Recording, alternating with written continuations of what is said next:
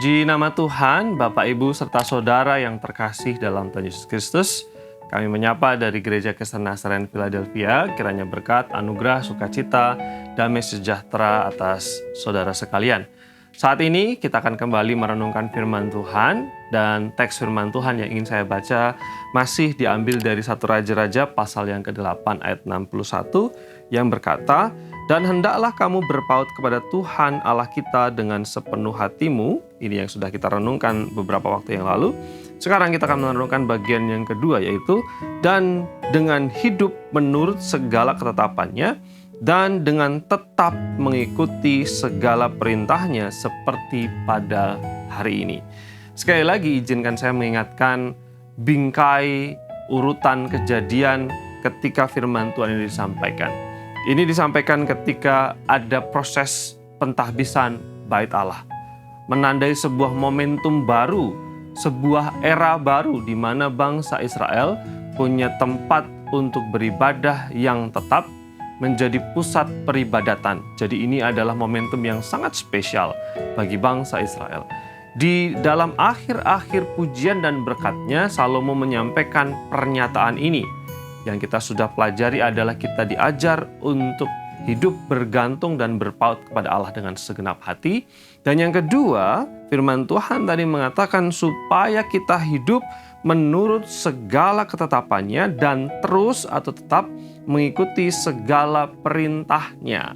Ini adalah dua perintah yang paralel atau pesannya sama. Dan firman Tuhan ini mengajarkan tentang nilai, bukan hanya kita harus berpaut kepada Allah, tetapi juga kita harus hidup dengan taat. Hidup menurut segala ketetapan dan mengikuti perintahnya mengajarkan tentang nilai ketaatan. Bapak, Ibu, dan Saudara yang terkasih dalam Tuhan Yesus Kristus, firman Tuhan mengatakan supaya kita hidup. Hidup kita harus seturut dengan ketetapan Tuhan. Bukan sekedar keputusan ini harus ikut, keputusan itu harus ikut, sedangkan keputusan yang lain tidak. Tetapi kehidupan kita harus selaras seiras dengan segala ketetapannya. Ini bicara tentang mari jadikan gaya hidup kita adalah gaya hidup yang taat. Ketaatan sebagai the way of life kita. Ketaatan sebagai cara hidup kita. Ketaatan sebagai identitas yang harus kita rengkuh sebagai umat Allah. Salomo mengatakan hiduplah, artinya setiap waktu, setiap saat cara hidupmu adalah cara hidup yang taat.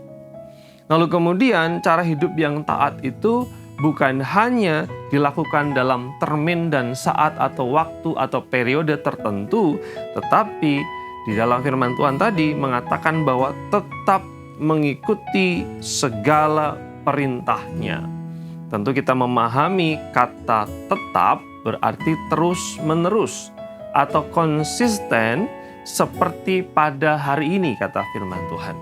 Ketaatan umat, cara hidup yang taat dan sesuai dengan firman Tuhan dan ketetapan Tuhan bukan hanya di hari itu saja, tetapi tetap terus-menerus. Bahkan ketika nanti mereka pulang ke rumah masing-masing, ketika mereka kembali bekerja, ketika mereka mungkin kembali kepada aktivitas mereka, mereka harus tetap di dalam ketetapan dan perintah Allah.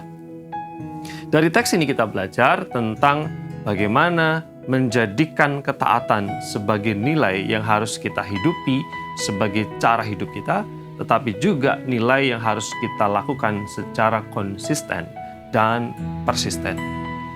Mumpung tahun baru, masih di bulan pertama, mari kita belajar taat, tetapi jangan sampai ketaatan kita hanya di Januari saja misalnya, atau di momentum awal tahun saja. Mari jadikan ketaatan, mari jadikan ini sebagai sebuah cara hidup untuk kita terus lakukan di sepanjang tahun ini. Mungkin kadang-kadang tidak mudah, tapi mari percaya ada Roh Kudus yang menolong dan memampukan kita untuk menjadi umat yang taat. Mari kita berdoa. Bapa di surga, terima kasih kami membawa syukur kami kepadamu. Terima kasih karena anugerah dan berkat Tuhan yang terus baru. Dan biarlah kami mengimbangi anugerah itu meresponsnya dengan hidup taat, hidup tertib, dan mengandalkan Tuhan dari waktu ke waktu. Dalam Kristus Yesus Tuhan, kami bersyukur dan berdoa. Amin.